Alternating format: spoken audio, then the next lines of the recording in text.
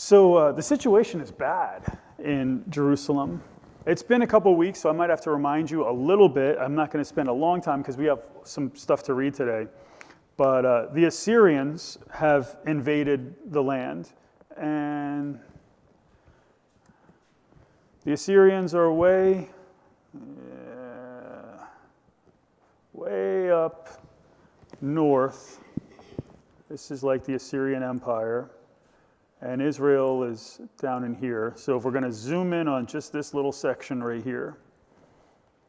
And the Assyrians, who are off of this map, as we've zoomed in, they've come into the area, and in 732 they wiped out the Syrians, and in 722 they wiped out Israel, and they've had a lot of these other places kind of submit to them and capitulate, so to speak. And really all that's left is Judah and Egypt.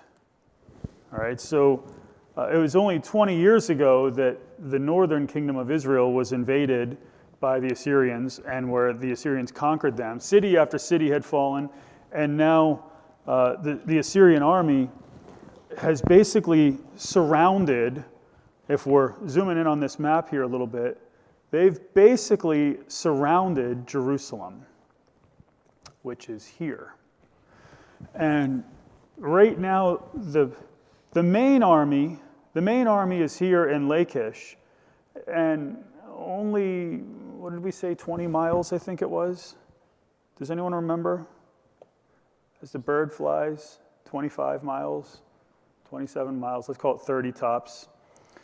Only 30 miles away is the Assyrian army, and they've sent convoys, they've sent messengers to Jerusalem to really threaten King Hezekiah of Judah to surrender or die. He's telling them, Sennacherib, his messenger, is telling the king of Judah that the Lord sent the Assyrians into the land, and that not even the Lord could deliver the people of Jerusalem from his hand. We've conquered all these other people. I mean, all these surrounding nations, they belong to us. The Syrians fell to us. The people of Israel fell to us. The Phoenicians submitted to us. The Edomites, the Moabites, the Ammonites, all these people have submitted to us. God is not going to save you, is kind of the argument that he made. And so King Hezekiah is in a bad spot right now. And the people, when you're under some type of siege, you're running out of food. And who knows how much longer they can survive in that type of a situation. Maybe only a few more months before they're starving to death. What will Hezekiah do leading this people in such a dangerous situation? Well, what we already started to see last week, 2 weeks ago, we did read verse 1 2 weeks ago, because I thought we couldn't end without seeing the response. We're going to break down that response a little bit more this week. But the last verse we read was chapter 19 and verse 1. And when King Hezekiah heard it, when he heard these threats from Sennacherib, king of Assyria, he tore his clothes, covered himself with sackcloth, and entered the house of the Lord. So when Hezekiah is faced with this great difficulty, he places his faith in the Lord. He goes to the house of the Lord, which we see in verse 1. During the most difficult time in his life up to this point, he goes to the Lord. And this isn't some foxhole thing. This isn't like the type of thing that he does just when it's a really bad scenario. Some other kings might do that. Some other kings might turn to the Lord only in tough times. But Hezekiah is a king who's already been turning to the Lord. And what we're going to see is Hezekiah is a king that it's a characteristic of his life that he goes to God. And so he goes to the house of the Lord, and he goes in mourning, hoping that God would help him. By the way, this whole passage that we're reading about, you'll find almost the exact same account in Isaiah 37. So if you're, remember we talked a couple weeks ago about Isaiah and the 66 chapters of Isaiah, and the first 39 are all about judgment, and then the next, chapters 40 through 66 are all about restoration. It's not exactly that way, but there's just like this little section there in and what we would call like the Old Testament part, like the number of chapters that correspond to the number of books in the Old Testament, the first 39 chapters. Chapters 36 through 39 are not really like prophecy like the rest of Isaiah. They're history. So they kind of retell what's going on here. So when you're reading through 2 Kings, you have a parallel passage to work with, not only in 2 Chronicles, but in Isaiah 36 through 39, where you're seeing some of that historical stuff. What we're reading here is almost exactly the same. If I was to pick up Isaiah 37 and start working through Isaiah 37, I would give you basically the exact same message as what I'm going to give you tonight. But anyway, Hezekiah goes to the house of the Lord, and he sends for a word from the prophet of the Lord. Verse 2. Then he sent Eliakim, which, by the way, this is entirely different than the types of things we've read about. What have we read so far in 1st and 2nd Kings when there's a king and a prophet? What have the interactions been like?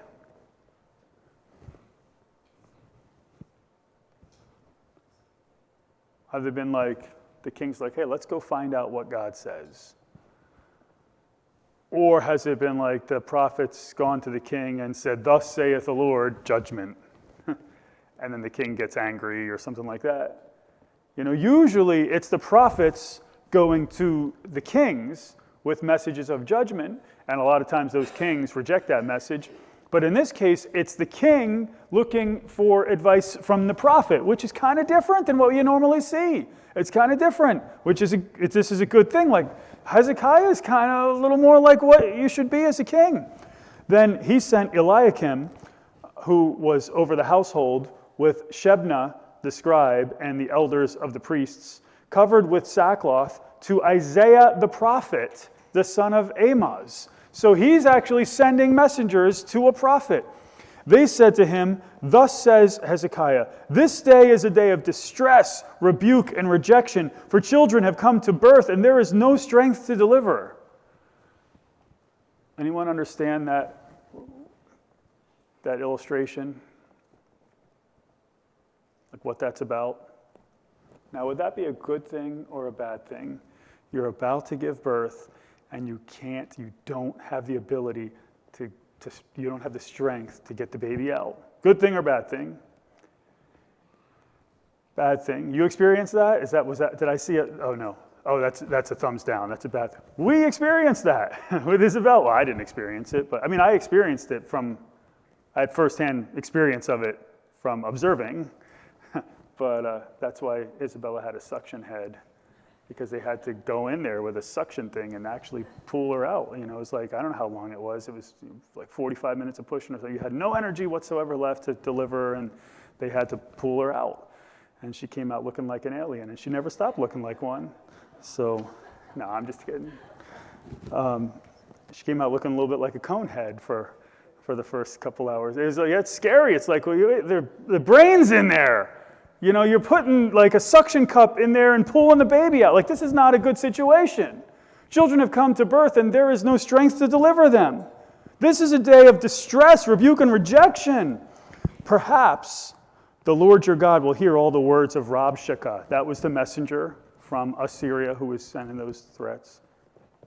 Perhaps the Lord your God will hear all the words of Rabshakeh, whom his master, the king of Assyria, has sent to reproach the living God, and will rebuke the words which the Lord your God has heard. Therefore, offer a prayer for the remnant that is left. They're asking Isaiah to pray, like maybe God's heard. It's not like maybe, they know God's heard. Perhaps he's heard and will do something, to actually, answer our prayers. So pray for us. So the servants of King Hezekiah came to Isaiah. So what we've seen here is that Hezekiah is receptive to God and to his truth and to his prophets. He's interested in what God says. He's interested in what God wants. And it's not just because the situation's not great. This is the pattern of his life.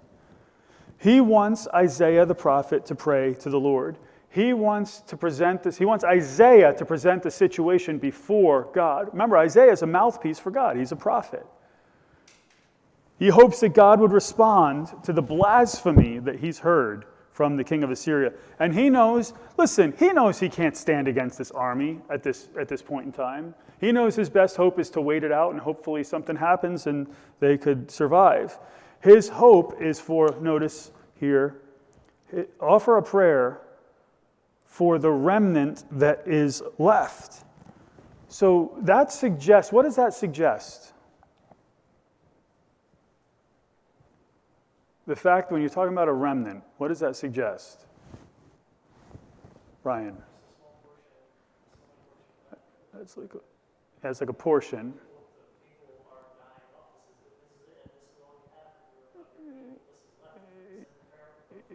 Yeah, it's a small portion of a larger group. So it could be the remnant is the people remaining in Jerusalem in comparison to the rest of the nation.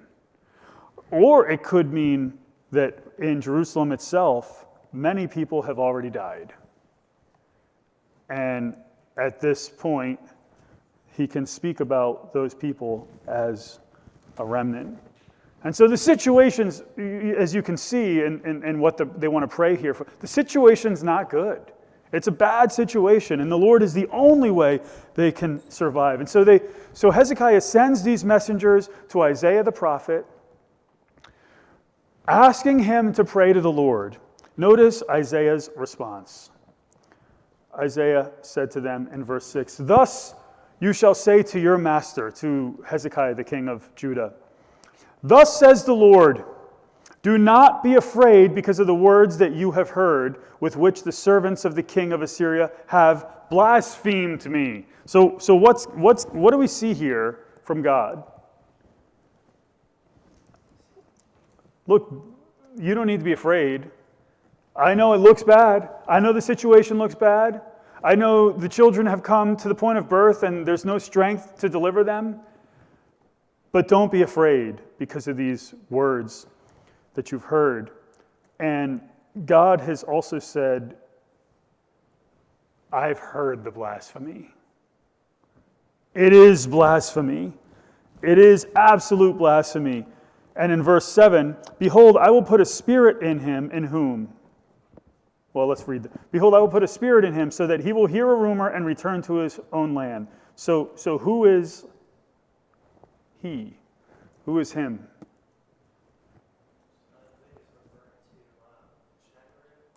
That is Sennacherib, the king of Assyria. It's supposed to be a capital S. "Behold, I will put a spirit in Sennacherib, so that he will hear a rumor and return to his own land, and I will make him fall by the sword in his own land." He's going to go home, and he's going to be killed. Now, Sennacherib is a man of many words. Sennacherib is a man who said some pretty strong boasts about his ability and about all these other kings who couldn't stand against him and all these other gods that couldn't stand against him and the Lord not being able to stand against him and all this stuff. He's a big mouth. He's the guy who would hit a home run and do a big old dance around the base pads. You know what I mean? He's the quarterback, the NFL quarterback, who would get up and what was that dance they used to do? What was that called? The floss. He would get up and do the floss if he scored a touchdown. Sennacherib is a big mouth. He's got a lot of words. But let me tell you something. He's got no real power. He's got no real authority. There's no reason to fear this guy. He will not succeed. And to prove how powerless he is, he's going to go home and someone is going to kill him and put him in the grave. And so Hezekiah hears this and he puts his faith in the Lord. But while that's happening, while he's trusting in the Lord, it's got to be a challenge. It's like, man, the situation hasn't changed yet. These armies are still out there. I'm going to believe what God says. But I'm sure there are moments where he's like, listen, yeah, God said this. I have to believe this. God said it. I'm sure there are moments where he's like, he feels fear. And he has to remind himself, this is what God said. I mean, I could be wrong about that. The text doesn't necessarily say that, but we know, we've seen up to this point that there's a certain fear in going to the Lord here through Isaiah the prophet in the first place. He places his faith in the Lord. Assyria, on the other hand, continues to make threats against Jerusalem. And now, on the positive, they've been distracted a little bit at this point. Look at verse 8. Then Rabshakeh returned and found the king of Assyria fighting against Libnah, for he had heard that the king had left Lachish. So what happens is, the Rabshakeh leaves Jerusalem.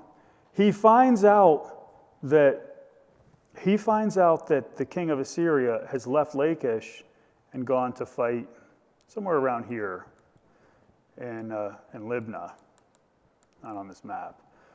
But basically what happens is there's a king from the south that comes up here and meets him in battle and starts fighting with him.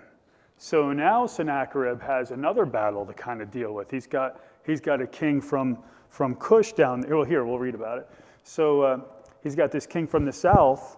When he heard them say concerning Tirhakah, king of Cush, which is down like Ethiopia, Egypt, behold, he has come out to fight against you. He sent messengers again to Hezekiah. So what happens here is he's now continuing to fight, but he's continuing to spew threats at Jerusalem, Sennacherib is, because he wants to use emotional manipulation to get his enemy to submit to him.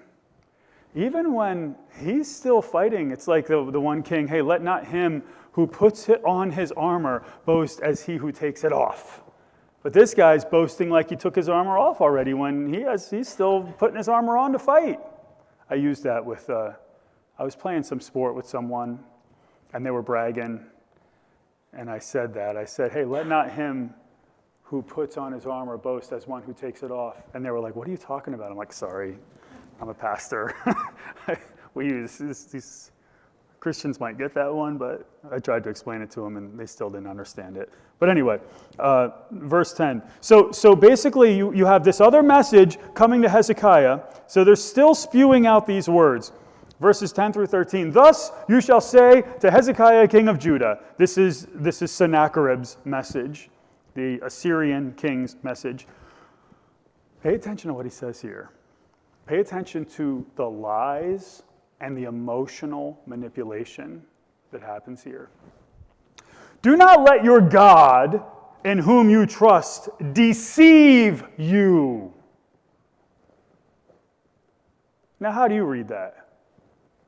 I imagine you read it the way I read it. I imagine anyone who reads this would read it the way I read it. Agreed? These aren't good words.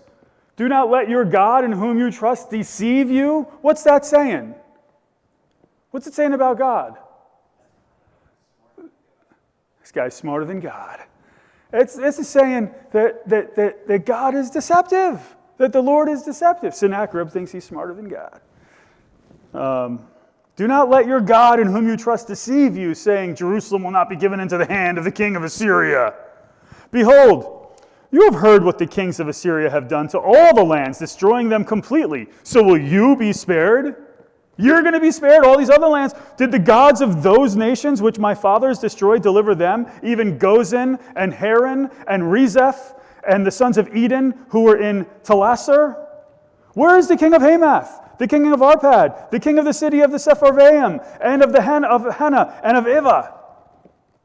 Where are these kings? Your God is deceiving you, and your king is deceiving you. Any word against Sennacherib is deception. That's the idea. I mean, is this not emotional manipulation? It absolutely is. Sennacherib is more powerful than the Lord. Right? In his mind, that's blasphemy. And he says that God is just like, look at this. He's just like all these other gods, the gods of the nations. Those gods couldn't save their people. He's just like the gods that Assyria have conquered, all those other so-called gods. And he adds more cities to the list of of cities that he had conquered in verse 12 and in verse 13. Look at all these places we've conquered. Boy, this guy's got a big mouth.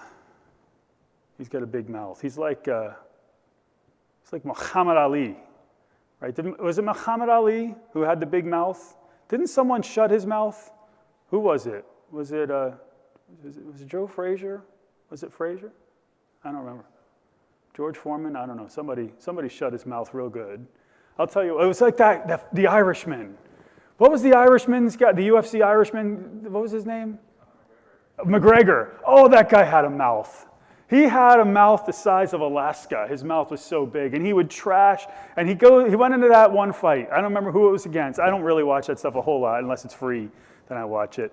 But he goes into that fight, and he had that big mouth. And what did he do? He broke his leg, right? It snapped his leg right in. It was his leg, right? He kicked somebody, and then his leg just kind of, or did the other guy kick his leg? I don't remember what happened, but the leg just kind of went. It was like, if this is the leg, it just kind of went like, right? And we saw that. It was like, how is your big mouth now, McGregor? You know what I mean? It's like some of these guys have such big mouths, they have such big tongues, but they don't have the power they think they have, and it brings them right down. Sennacherib he's got a big mouth, and he's heaping judgment upon his own head. He's got pride, hubris, arrogance. Wait until he stands before God and answers for the words he said against the Lord. But if you're Hezekiah and you hear this king come back, you hear a message from this king that comes back and now threatens you again, would you not be at least tempted at some level to fear? Now, God said, do not fear. I would imagine at some level there would be some temptation somewhere in there to fear, even if it's but the minutest inclination to fear. How does Hezekiah respond? Once again, he places his faith in the Lord. He goes back to the house of the Lord, and he lays this blasphemous letter before God. I love what he does here. Then Hezekiah took the letter from the hand of the messengers and read it and went up to the house of the Lord and spread it out before the Lord. Read this. It's like the image. And now we know God is seeing all this. Does he need to take this to the temple and lay it out before God knows what was written? But it's almost like here, God, act on this blasphemy. I know that God is just and he will always do what's right. And Hezekiah knows that he hopes that God would respond, and he prays to the Lord. And notice what he says in his prayer. First, he talks about the Lord as the only God and the only creator. Hezekiah prayed before the Lord and said, O Lord, the God of Israel, who are enthroned above the cherubim. Does anyone know what that's about? This whole business of being enthroned above the cherubim? Just briefly, go ahead.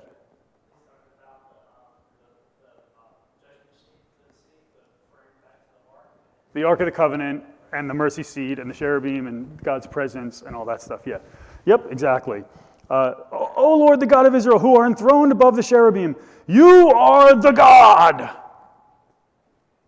And I love how the New American Standard translates it here. You're the God. There is no one else. You're the one. You are the God. You alone, of all the kingdoms of the earth, you have made heaven and earth. And he asks this one true God to listen to these blasphemous threats. Incline your ear, O Lord, and hear. Open your eyes, O Lord, and see. And listen to the words of Sennacherib, which he has sent to reproach the living God, to insult the living God. Truly, O Lord, the kings of Assyria have devastated the lands of the nations and their lands. Yeah, this is true. And have cast their gods, these other lands' gods, into the fire. For they were not gods, but the work of men's hands, wood and stone. So they have destroyed them. Yeah, the Assyrians came in and they destroyed these false gods, but they weren't really gods. You're the God. They were false gods. And these false gods, they are not like the one true God. And it only reminds me of a passage like Isaiah 44. Those, and again, remember, we've seen this passage in Isaiah 37. So if we're reading through Isaiah, we've already seen the passage we're looking at tonight. And a few chapters later, we see this about these false gods. False gods like the gods that the Assyrians conquered, like they thought the Lord was. Those who fashion a graven image are all of them futile. That's useless, worthless. And their precious things are of no profit. Even their own witnesses fail to see or know, so that they will be put to shame. Who has fashioned a god or cast an idol to no profit? Like these things are completely useless. And who's fashioned a god or an idol? Behold, all of his companions will be put to shame, for the craftsmen themselves are mere men. In some cases, you have historical witness to someone making an idol and having his hands cut off and saying, "These hands have not made this idol." I mean, it's just so wild, so absolutely wild. Let them all assemble themselves. Let them stand up. Let them tremble. Let them together be put to shame. The man shapes iron into a cutting tool and does his work over the coals, fashioning it with hammers and working it with his strong arm. He also gets hungry and his strength fails. He drinks no water and becomes weary. Another shapes wooden idols. He extends a measuring line. He outlines it with red chalk. He works it with planes. And, I had a plane. Didn't I give you a plane? I did a little plane for wood. I'm like, what? I don't even know what this tool is. I have all these tools, and I'm like, I don't even know what this thing is. And Bob's like, that's a plane. I'm like, what do you even do with that thing? And he's explaining to me what I'm like. He's like, yeah, you should keep this. And I'm like, I'm never going to use that. I'm like, hey, you go ahead and have it. You'll use it. And he will use it because he does that type of stuff. But anyway, he works it with planes and not airplanes. Like this is like for wood. He works it with, I still can't even tell you what a plane does.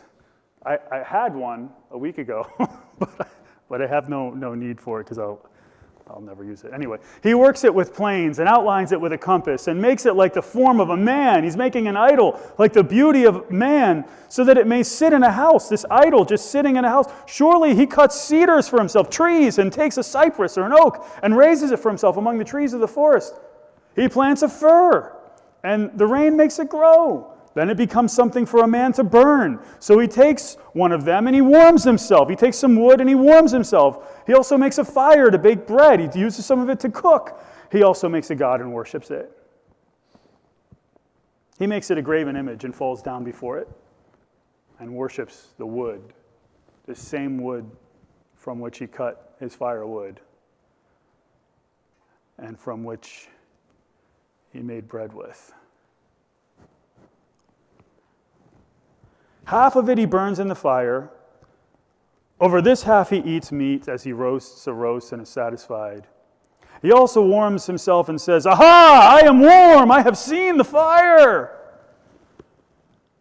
But the rest of it he makes into a god, his graven image. He falls down before it and worships. He also prays to it and says, "Deliver me, for you are my God." Those are the gods that couldn't stand before Assyria, because they're not gods. They do not know, nor do they understand. For he has smeared over their eyes so that they cannot see, and their hearts so that they cannot comprehend, these false idol worshippers. No one recalls, nor is there any knowledge or understanding to say, "I have burned half of it in the fire and also have baked bread over its coals. I roast meat and eat it. Then I make the rest of it into an abomination. I fall down before a block of wood." I love what Isaiah writes here. This is fantastic. He feeds on ashes. A deceived heart has turned him aside, and he cannot deliver himself, nor say, "Is there not a lie in my right hand?" That's these gods that were not gods, but were the work of men's hands. Those are the gods that Sennacherib has defeated. He's defeated a bunch of wood, and now he's going against the God, the one true God.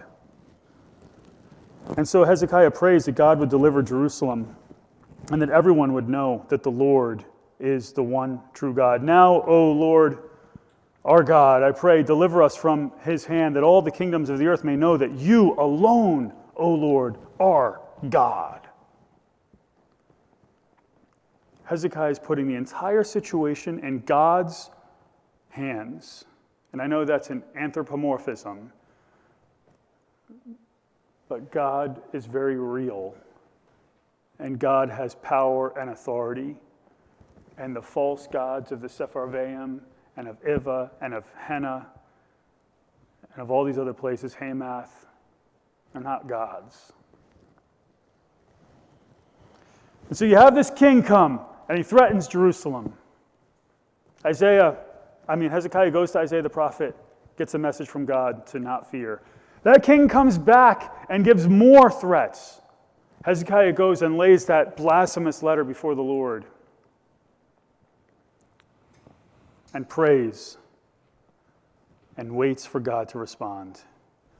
And once again, God responds through Isaiah the prophet. Verse 20. Then Isaiah the son of Amoz sent to Hezekiah, saying, "Thus says the Lord, the God of Israel, because you have prayed to me about Sennacherib, king of Assyria, I have heard you. This is the word that the Lord has spoken against him. She has despised you and mocked you, the virgin daughter of Zion. She has shaken her head behind you, the daughter of Jerusalem." Assyria has insulted Jerusalem. Jerusalem here is compared to a virgin daughter here, and the Lord will not allow the Assyrians to rape her or assault her. Not only has Assyria insulted Jerusalem, but they've blasphemed the Lord. Whom have you reproached and blasphemed? And against whom have you raised your voice and haughtily lifted up your eyes? Against the Holy One of Israel. That's who you're blaspheming. Not some piece of wood or some piece of metal that was hammered and fashioned to made look like a man or a god, but the Holy One. You have blasphemed the Holy One. Through your messengers, you have reproached the Lord and have said, "With my many chariots I came up to the heights of the mountains, to the remotest parts of Lebanon, and I cut down its tall cedars and its choice cypresses. And I entered its farthest lodging place and its thickest forest. I dug wells and drank foreign waters, and with the sole of my feet I dried up all the rivers of Egypt." Look at all this stuff that I've done. Look at all these people that I've conquered. I'm so choice, and I'm going to take you down. Is basically the boasts, these ridiculous boasts that the king of Assyria has made about himself, as though he were some type of god. But before God, he's naked. God knows what he really is, and he could pretend to be something great, but he's just a man with a broken leg. Like Conor McGregor. Everyone thought he was so great, and then he was just a man with a broken leg who had to tap out. Did he tap out? He had to tap. It was over. I think he had to tap. He tapped out. Had a big mouth, and then he tapped out. He's just a man who tapped out. He'll tap. He won't even tap out. You'll see what happens to him in a minute here. God is the one with the real authority. Have you not heard? Long ago, I did it. From ancient times, I planned it. Now I have brought it to pass that you should turn fortified cities into ruinous heaps. God gave the authority. The Assyrians were acting as agents of God's judgment. Therefore, their inhabitants were short of strength. They were dismayed and put to shame. They were as the vegetation of the field, and as the green herb, as grass on the housetops is scorched before it is grown up. God would bring judgment. God ordained Assyria to be the agent of judgment. But he's the one who gave the victories. And he knows everything about Assyria, and their time of victory is over. But I know you're sitting down, and you're going out, and you're coming in, and you're raging against me. Because of your raging against me, and because your arrogance has come up to my ears. Your arrogance has come all the way up into the heavens and to my ears. Of course, God would hear all of it. He hears the secret thoughts of your heart, God knows. Because your arrogance has come up to my ears, therefore I will put my hook in your nose and my bridle in your lips, and I will turn you back by the way which you came. Just like a horse is pulled by what do you call the thing that you put in the bit? The bit.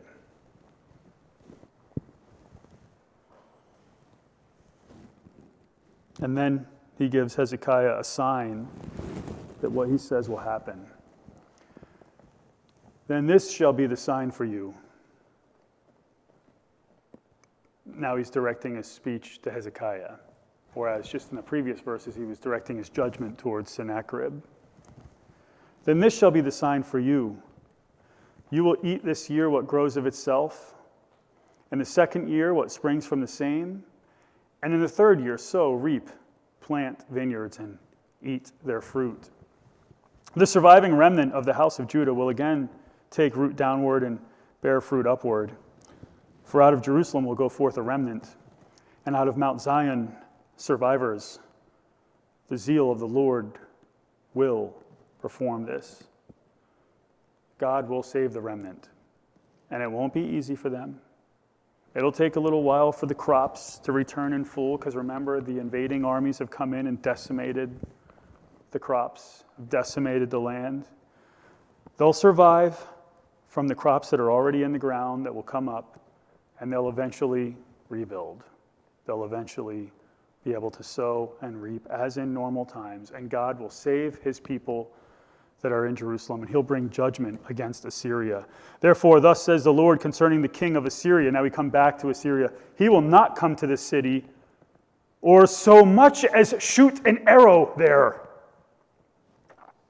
And he will not come before it with a shield or throw up a siege ramp against it. He's not going to be able to come into the city. He's not going to be able to take the city. By the way that he came, by the same he will return. And he shall not come to this city, declares the Lord. Once again, we hear that. For I will defend this city, to save it for my own sake and for my servant David's sake. These people, these Assyrians, they'll return home. And that's exactly what happens. God delivers Jerusalem.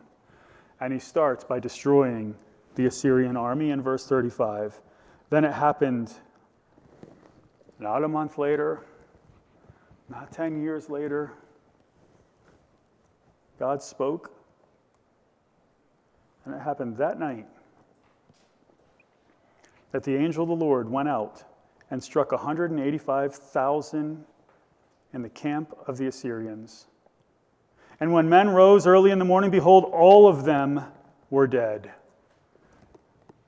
Almost 200,000 people, which would basically be most of the army, are dead.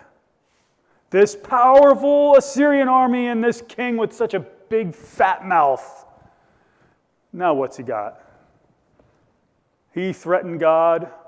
He blasphemed God. Now his whole army practically is gone. Massive overnight losses. And Sennacherib is forced to return home with the rest of his army. So Sennacherib, king of Assyria, departed and returned home and lived at Nineveh. Maybe he'd learn to shut his mouth. Maybe he'd learn to shut up. And I like to say that. You're like, hey, Sennacherib, shut up. God shut him right up. That guy was all talk. And eventually, look what happens to him. This guy who was so powerful, who said, not even God could stop me from taking Jerusalem. Look what happens to him next. It came about as he was worshiping in the house of Nisroch, his god. We don't really know anything about Nisroch, except Nisroch is a false god. By now, Sennacherib should have realized, you done messed up. You know, you mess with the real God here. You didn't mess with a piece of wood or a piece of stone or a piece of metal. You messed with the one who created all things. You blasphemed the one true God. But instead he goes home, and now we're about 20 years later. And he's worshiping, in the house of Nisroch, his god. This is around 681, about 20 years after the threats he made. It came about as he was worshiping in the house of Nisroch, his god, that Adramelech and Sharezer killed him with the sword. And they escaped into the land of Ararat. And Esarhaddon, his son, became king in his place. So what this guy does is he appoints Esarhaddon to be king in his place, and two of his other sons are not happy about it, and they murder him and flee. What a powerful dude. What a powerful guy. So strong. Thought he could stand up against, he thought he was smarter than God, right? He thought he could stand up against the Lord, and he ends up dead. Which, by the way, we all go to the same place. We're all going to go there. So don't think of yourself more highly than you ought, because we're all just meat and soul. We have souls, but our bodies are meat and bone, and they're all going to perish. And one day we're going to stand before God. God is the one with the real authority, not Hezekiah. Hezekiah knew in this passage he didn't have the authority. Sennacherib thought he had authority, just like so many people today think there's something. God is the one with the real authority. Man may claim to have power and authority. He may claim to be able to destroy. And he may have a certain level of power and authority for a time here on this earth. But eventually his time runs out, and his power runs out, and his authority runs out, because only God has real power and authority. And eventually the most powerful person you know, the most powerful person we know of, even Donald Trump. Donald Trump, who is, many would call the leader of the free world. Perhaps the most powerful man on earth right now, besides Putin. I don't know who's more powerful. Or President Xi of China. Those three guys are all going to stand before God without any power whatsoever. Because God is the one with the real authority. And so we need to submit to him and place our faith in him and place our trust in him. And praise the Lord. Praise the Lord. We can stand before him at the last day with confidence, but only because he made the way for salvation through his Son on the cross. If we place our faith in him, we have everlasting life, and we can stand before him with confidence. But we have no power. We have no authority, and whatever power we think we have, we don't. He has it all. I'd like to ask you to take your hymnals and turn to 296. We're going to close our Bible study with a hymn. If you're not